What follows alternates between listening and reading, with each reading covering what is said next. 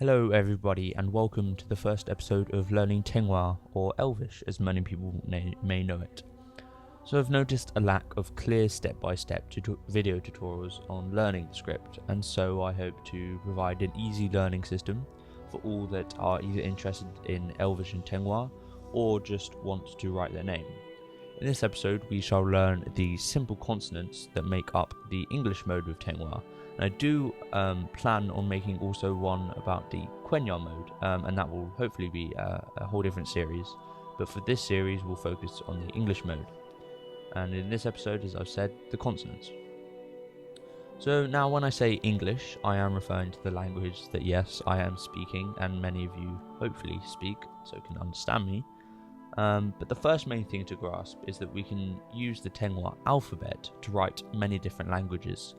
Just like the Latin alphabet, ABC, can be used to write English, French, Spanish, or German. So with the Tengwar alphabet, one can write Quenya, Sindarin, two different languages spoken by different races in Middle-earth, by different races of elves, or you can write English, and we refer to the different languages as modes. The reason they are called modes is because they have different rules on how to form the words and write certain letters, and so today we will focus only on the English mode.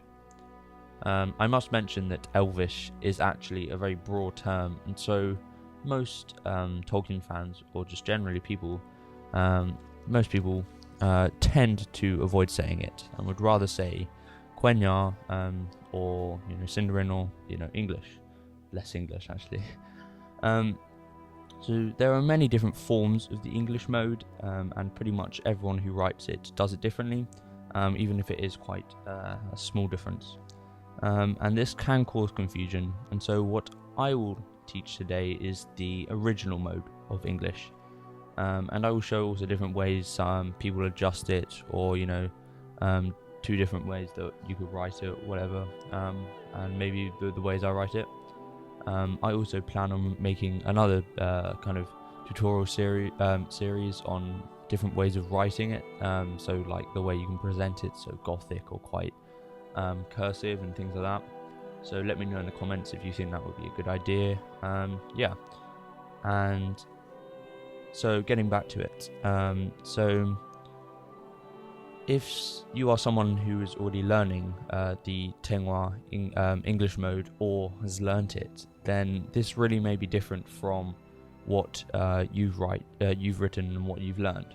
The reason there are so many different forms is because Tolkien's son, who is also a massive fan of writing Tengwar and speaking Quenya and Sindarin and things, he wrote differently from Tolkien himself. And there have been many different modern interpretations made by different fans, and mine is essentially based off Appendix E of the Lord of the Rings and the High Brogan Letter, and it's debatably the most popular English mode. And yeah, so without further ado, let us get on to the lesson. Sorry, I just had to get a few things straight before going on to that.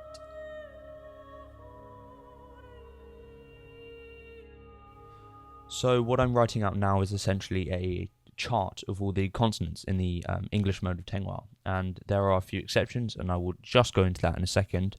But firstly, I'd just like to say that I have put a link in the description of this chart, so that if you're struggling to see it, or perhaps you want to print it off, or whatever, and maybe you find it difficult to pause and just look at it in the video, then I have put a link in the description to an image of essentially this chart. Don't worry, it isn't a drawn one, it is kind of computer generated in a sense.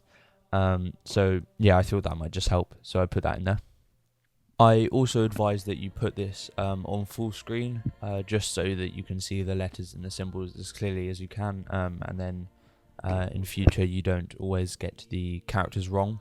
I do apologise that my handwriting isn't perfect. The reason being is because I'm using a pen that is quite thick, just so it can show up on the video. And as I said, I will be doing a series, hopefully, showing you different ways you can write the Elvish. Tengwar. So I will go into detail on how exactly you can show the characters in different ways. So the first thing that you may see is that some of the Latin alphabet equivalents of these Tengwar consonants is that they don't actually always have just one letter, and this is actually referring to more how they sound when somebody says a certain word. So the first example of this is with TH and DH, which I'll just get onto now. The difference being is that with the TH at the top, you have words like thing, which are more lispy and kind of softer, but then you have other words like there, which are slightly harder and more zeddy. So usually you'd use the DH for that one. The next thing is the R rule, which is very, very important and is in a lot of different modes. So it's essential that we understand it if you want to learn other modes and these modes too. So essentially with the R rule, the Y looking character is used whenever R is followed by a vowel, and the slightly more N looking character is always used at the end of words and before consonants. And that essentially fills up both all the roles that an R can be used in. And in the next episode, when we talk about vowels, we can start applying this rule, and I'll show you some different examples. The next rule that is quite important but not compulsory to apply is the aspirated H, and these are the double underlined characters that I have double underlined. So this is T plus H, P plus H, CH plus H, K plus H, J plus H, and G plus H. And essentially they're all to do with aspirated H's. So it will be the sound, so ch, and then kind of a at the end, and a more breathy, outy one. Not the best kind of vocabulary, but yeah.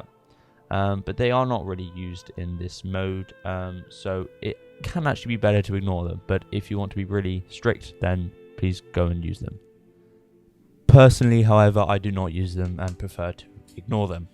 The next thing is the ZH sound, and once again, this is more referring to how it actually sounds and less the actual literal character. So it's essentially referring to the kind of zzz sound, so occasion and that kind of sound. So that's quite simple. The next thing is the fact that there are two characters that are never used, and I've put the X's next to them. To be honest, not too sure why they are not used, but just never need to use them. The next thing is that there are two different use characters for Y. The A-looking one is slightly more consonantal, and to be honest, you could use either. The one that looks like a little tent or that one. It really doesn't matter. Personally, I use the tent one. Sometimes I use the consonantal one. Sometimes I do both. But once again, it's not necessary. The next thing is the two different uses of C. So the first one at the top is the kind of K sound. So when C is used in the sense of K, then like car, then use that character. If it's in the other sense, so more S sound like city, then use the other character that has the S/C on it. And now when you look at the KHW character, I'm putting it in this sense because it's actually more like QU, like Kwa, but I thought that maybe that would look slightly better. And so, yeah, you use it for Kwa. Sometimes you can use it for HW or WH when they're put together. However, it is thought that the other character that has HW is actually what was actually made to function to have that WH and that HW. You may think that that's not used actually that much in our kind of our language, but you can use it for things like when, so WHEN.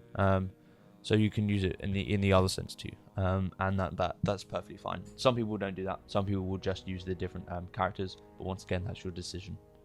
There are 3 characters that do represent 3 different words, and this is of, the, and of the. Some people use this, some people don't. Personally, I do not. I think it's not lazy, but I don't think it fits in. It especially doesn't fit in with the other characters if you're not using the aspirated H's, which also a lot of other people use because they're never really recorded perfectly in the appendixes and Lord of the Rings. So most people would avoid using those if they don't use the aspirated H's. Personally, I find them slightly ugly too. The next thing is that you can double a consonant. Sorry, don't actually have the film of me writing that in. Don't know where that went, but yeah. So if you want to double a consonant, so like because why not? Then you simply put a line underneath the character.